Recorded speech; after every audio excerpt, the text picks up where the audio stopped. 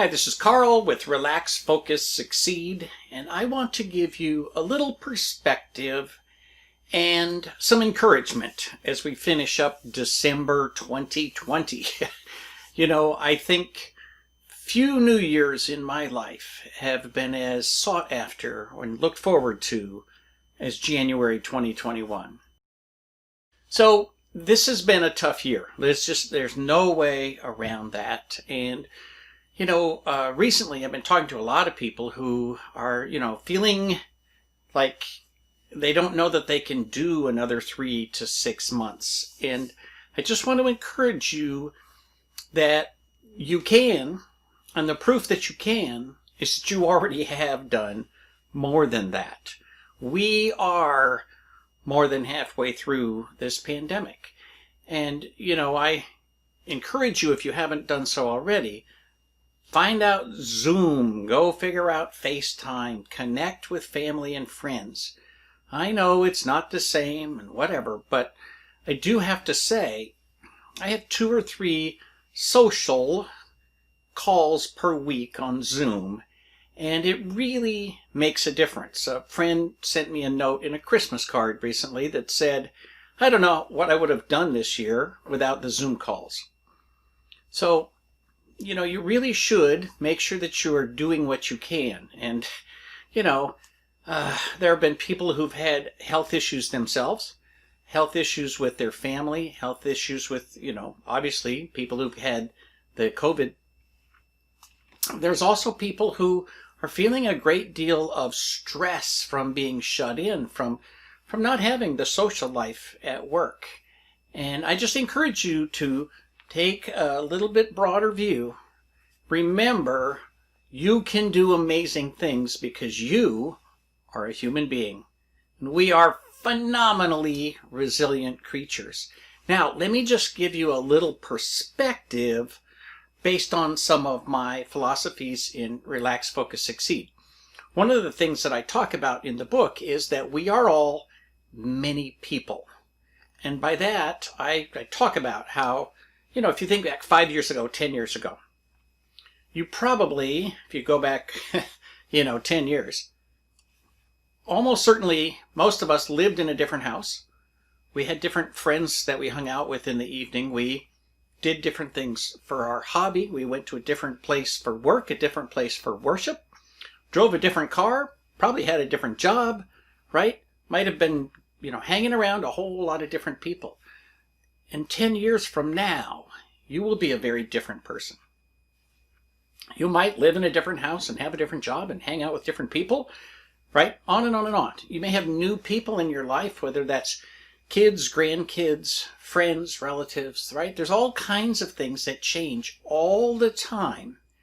And change is not a bad thing. I mean, most of us create change because we want something to be better. And that's the key.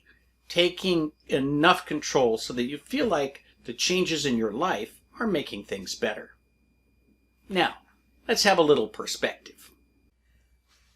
Okay, so let's talk about who you are and how you fit in the universe. Bum, bum, bum. There, that's you. There you are. So, I always want to make sure that you remember who you are as a person, as an individual, without regard to the bigger universe. Part of what you have to remember to be successful is, what do you want? You personally as an individual, not as part of a bigger collective. Now let's think about the bigger collective. So there is you and your immediate family. So that might be a kid or 2 or 6. It might be a spouse. It might be a partner. But it's the people who are absolutely the closest to you. And as you grow in age, those people sometimes change, right? But you are part of that collective of some kind of whatever, nuclear type family. But wait, it gets better. You also have an extended family, which in the 21st century, a lot of people choose their extended family rather than just hang out with the people that they're born to be related to. But you've got a group of friends that you see pretty regularly, and when there's no pandemic, you need to hang out with those people in order to maintain your sanity. So you're probably wanting to see those people more in the year ahead. But there's even more. You're also part of a neighborhood. You're part of a community. And your neighborhood is part of a city. So you've got the city that you're part of, and there you play a very different role. It's probably a lot less personal for most of us. If you don't live in a tiny little city and you live in a really big city, well, that's a less personal thing, but you still have a key role because you're a citizen. You're a participant, you're a taxpayer, right? You have to follow the rules and you hope other people follow the rules, so you've got a safe place to live. There are also communities that begin to overlap some or all of your existing communities, but for example, you've got a community at work. Some of those people are in your city, some are not. You've got a community with your faith community, whatever that might be. Some of those people are close to you, some are not. Some are in your city, some are not. There might even be a few who share your work with you. You have hobbies. So your hobbies include people who do whatever you do, whether that is watching the stars or planting plants or, painting or whatever it might be. Some of those folks are online and some are local. They're all communities that you participate in. You have your profession, which obviously overlaps with part of the people at work. So some people at your work are not in the same profession as you, but a lot of them are. And so that's a community, and you can choose to participate or not participate in that community. At a much broader level, you belong to a state or a province, right? Again, there your relationship is less formal, and you're a citizen, a participant, a taxpayer, but you're also someone who gets some rights and some security from being a part of that community. And that community is part of a national community where, again, most of the people in that nation you've never met. I don't care what country you're in. Most of the people in that country you've never met. But that doesn't mean that you're not part of that community. Doesn't mean that you don't have a role to play as a citizen and as somebody who can contribute to that society.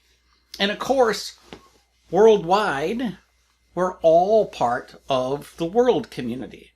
And your role is not to be here, stuck in the middle, paying only attention to yourself and your family. That view of the world will make you feel far more disconnected.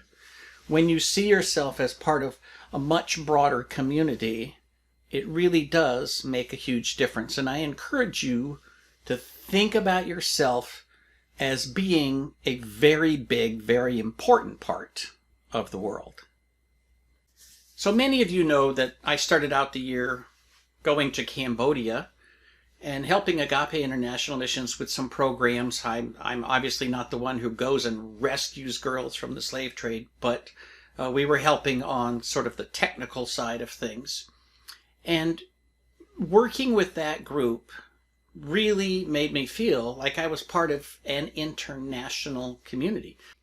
I travel all over the world, and I work hard to make myself part of communities. And sometimes it's a matter of just saying, hey, I'm going to be in town. Can I come over? Right? Do you want to meet for a beer? You have to be consciously aware of the layers of your life. We all lead very rich, full, productive lives to the extent that we choose to participate in it. Don't give up. Don't be downtrodden. A little meditation, a little prayer goes a long, long ways. And I encourage you to hang in there and have strength, because this year is almost over.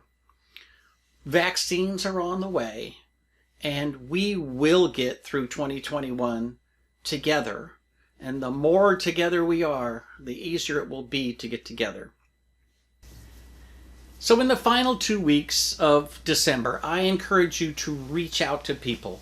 Reach out to friends and family, whether it's on Zoom or FaceTime or whatever way that you can. Let people know that you're thinking about them.